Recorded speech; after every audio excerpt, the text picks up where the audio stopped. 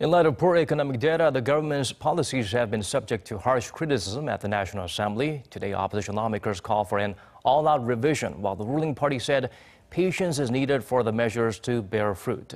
Kim Min-ji has the highlights from the parliamentary session to question Cheongwadae officials. Officials from South Korea's presidential office were in the hot seat for questioning at the National Assembly on Tuesday as rival lawmakers locked horns over the government's signature income-led growth policies. Opposition parties criticized the policies, stressing the need for a revision or even a change in direction, as recent economic data have been dismal. They said the money pumped in hasn't translated into quality job growth, and the livelihoods of low-income households have gotten worse.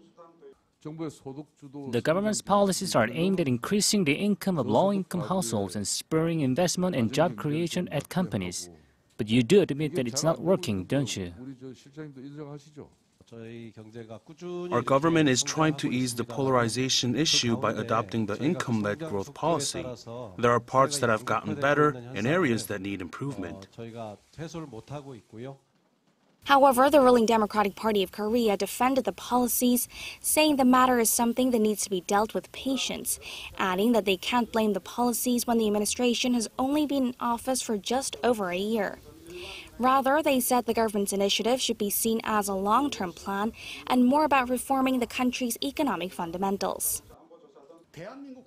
The way I see it, this income-led growth strategy is aimed at a much-needed structural reform of the Korean economy.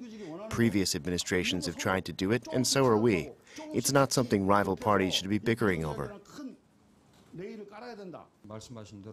The policies are aimed at boosting domestic demand.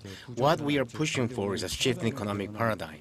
We are not implementing policies for short-term economy revitalization or temporary job growth. When asked whether the presidential office has any plans to scrap its controversial special activity funds, the presidential chief of staff said that it's being cut over 30% on year, and the remaining portion is a must-need budget for the president's diplomatic and security agendas. Kim Min-ji, Arirang News.